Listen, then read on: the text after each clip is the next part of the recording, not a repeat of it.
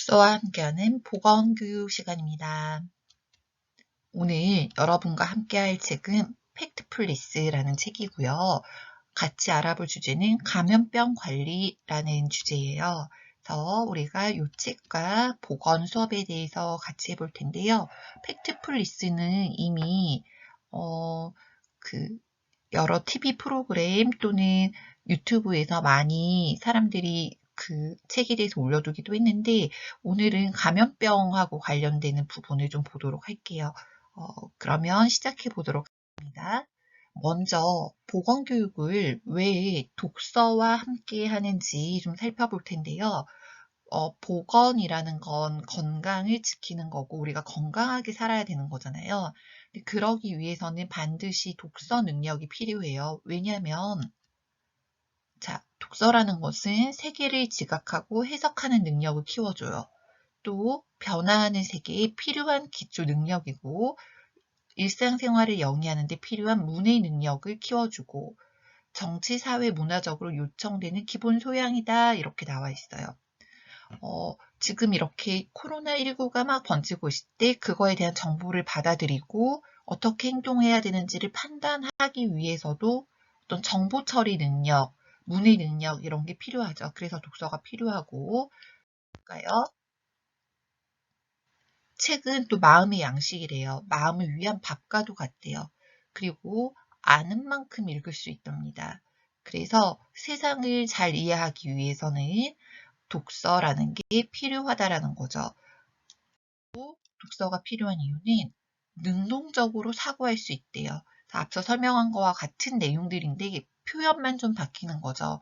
우리가 변화되는 세상에서 변화를 읽고 내가 어떻게 행동해야 되는지를 파악하기 위해서는 독서가 반드시 기본이 되어야 한다라고 생각합니다.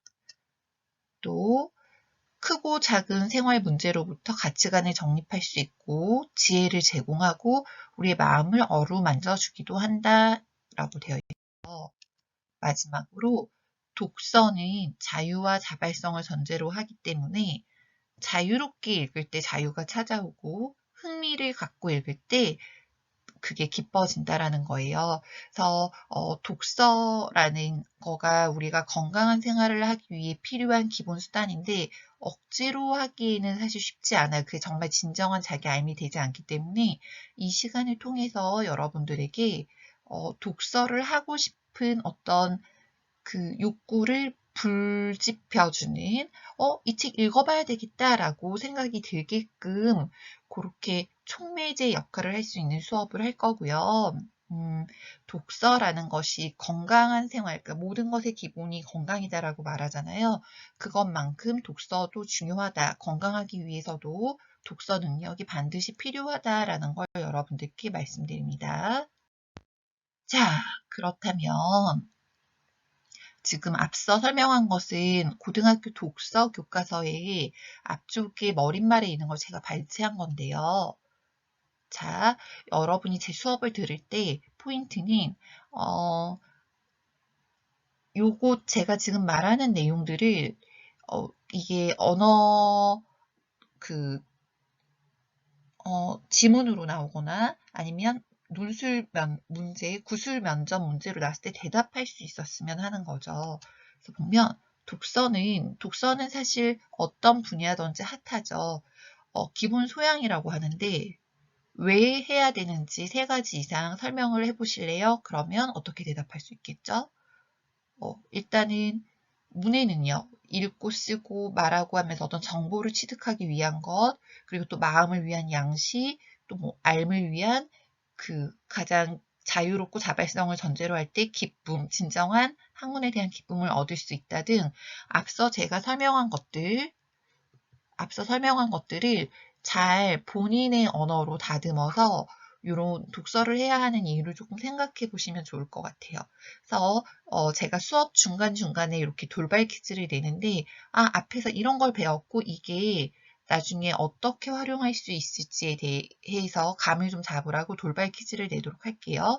지금까지는 독서와 함께하는 보건교육인데 독서가 왜 중요한지를 설명했습니다. 그래서 오늘의 학습 목표는요. 세계적 유행병의 위험성을 알고 대처할 수 있다. 그 세계적 유행병이라는 것 자체가 결국에는 감염병이에요. 그거의 발생 원인 경로를 설명할 수 있고 이 원인과 경로를 알면 대처 방안을 제시할 수 있어요. 그런데 대처 방안도 내가 개인이 지킬 수 있는 대처 방안이 있고 지역사회, 국가가 할 수 있는 대처 방안이 좀 다르겠죠. 그거를 구분해서 좀 아시면 되겠습니다.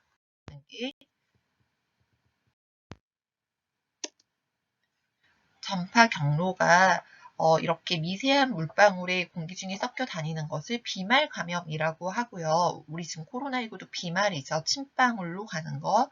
그리고 이거보다 더 위험한 건 공기 감염이거든요. 그 공기만 들여마셔도 감염이 된다. 근데 지금까지는 독감도 코로나도 비말 감염이고요.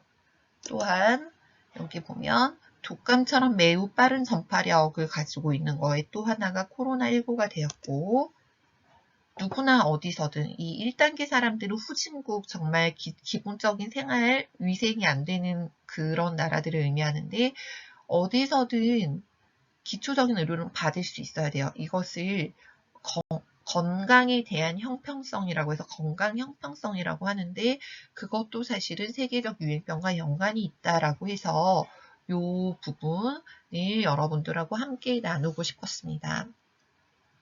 그러면 이것과 관련해서 이제 보건에 대한 내용들을 좀 살펴볼 건데요. 우리가 지금 세계적 유행병이라고 했어요. 그런데 감염병, 유행하는 것을 말하는데 유행한다라는 건 감염병인지 전염병인지 이게 좀 헷갈릴 수 있는데 볼게요. 감염이라는 것은 병균이나 병이 사람이나 동식물 몸 안에 들어가서 퍼지는 걸 말해요. 그 자체를 감염이라고 하고 전염은 옮게 된다라는 거죠. 그러니까 어떻게 보면 세계적 유행병이라는 건 유행한다라는 거는 사람이 사람에게, 동물이 사람에게 옮겨준다라는 의미일 거예요. 그 전염이라는 얘기고요. 보면 감염은 병균이 몸 안에 확 퍼지는 것을 의미하고 전염은 사람에게 이렇게 다른 사람에게 옮겨주는 걸 의미하기 때문에 감염병이 더 넓은 개념이고 그 안에 전염병이 들어가는 거고요. 그렇다고 한다면 감염병은 비전염성, 요 전염병 밖에 요 부분은 비전염성 질환이겠죠. 감염병이지만 전염되진 않아요. 그런 것에가 식중독에 걸렸을 때는 그 상한 음식을 먹은 사람만 감염이 돼서 열이 나고 토하고 설사하지 내 옆에 있는 그 음식물을 먹지 않은 사람은 괜찮죠. 폐렴도 마찬가지예요. 그래서 나에겐 감염이 되지만 내가 그 병을 앓고 있다고 해서 옆 사람에게 옮겨주지는 않아요. 비전염성 질환이라고 하고요. 전염성 질환, 이 핑크색 부분에 들어가는 거는 감염병이면서 나한테 감염이 되면서 옆 사람한테도 옮겨줘요. 그런 게 코로나19나 신종 독감, 인플루엔자를 의미할 수 있겠습니다. 그런데 일부 전염성 질환은 전염력이 매우 낮은데도 전염된다라는 이 용어 때문에 공포심을 불러일으켜서 보건복지부에서는 이 전염병 자체도 다 그냥 감염병으로 이 감염병이 훨씬 더 포괄하기 때문에 전염병이라는 말을 쓰지 않고 감염병이라고 해도 맞는 거죠. 그래서 감염병이라는 용어를 쓰고 있다라고 보시면 되고요. 그래서 우리 오늘의 제목도 감염병 관리였죠. 그렇게 보시면 되겠습니다. 감염, 전염의 그 의미를 조금 파악하시고 감염병 안에 감염병이지만 옮겨주지 않는 것, 그다음에 옮겨주는 것이 있다. 그리고 이 전염병을 감염병이라는 용어로 바꾼 것은 어떤 사람들이 불필요하게 공포심을 느끼거나 전염병에 걸린 사람을 낙인 찍거나 그런 것 때문에 더 포괄적인 범위인 감염병으로 용어를 바꿨다고 알고 계시면 되겠습니다. 이번에는 그 질병이 발생하는 세 가지 요소가 있어요. 그것은 병인, 숙주, 환경이에요. 병인이라는 것은 병원체, 병원소라고 하는데 병원체는 코로나19로 예를 들어 볼게요. 코로나19 바이러스. 그게 병원체예요. 그게 제 몸에 들어와요. 그러면 병원소는 병원체가 있는 장소예요. 인간, 사람이 병원소가 되겠죠. 그리고 이 숙주가 병원 소하고 같기도 한데, 숙주라는 것은 걸리는 사람, 그 병원소가 들어가려고 하는 그 호스트를 숙주라고 하는데, 숙주의 나이, 생활습관, 위생, 면역, 영양상태 등이 감염병에 영향을 미친다라고 나와 있죠. 그리고 환경이라는 건 생물학적 환경, 물리화학적 환경, 사회적 환경이 나와 있는데, 앞서 팩트플리스에서 어려운 지역의 사람들의 그 의료 수준이 낮으면 똑같은 병이 걸려도 치료가 더 잘 안 되니까 더 힘들어지겠죠. 그래서 여러분이 지금 여기서 기억하셔야 되는 건 질병 발생의 3요소로 병인, 숙주, 환경이 있다라는 거고요. 요 균형이 잘 잡혀져 있으면 병에 걸리지 않아요. 그런데 그 시소에서 이 환경이 너무 안 좋아지거나 그러면 똑같은 병인, 똑같은 숙주여도 의료 환경이 낮다면 병에 걸릴 수 있겠죠. 그리고 소음이 너무 심해요. 그래서 숙주의 스트레스가 높아져요. 그러면 그때도 병에 걸릴 수 있습니다. 병인, 숙주, 환경 3요소가 균형이 잘 이루어지면 병에 걸리지 않지만 평형 상태가 깨지면 질병에 걸린다라는 것을 기억하시면 되겠고요. 여기 발생 과정을 봤으니 이것에 따라서 우리가 어떻게 될 수 있는지까지 보도록 하겠습니다. 개인이 할 수 있는 대처가 있고 지역사회, 국가가 있는데요. 지역사회나 국가는 별도로 조금 볼게요. 같이 봐도 되고 그런데 개인을 보면 손 씻기, 예방접종, 그 다음에 균형 잡힌 식이, 그 다음에 오염되지 않는 음식물 먹고 조리 방법을 준수한다.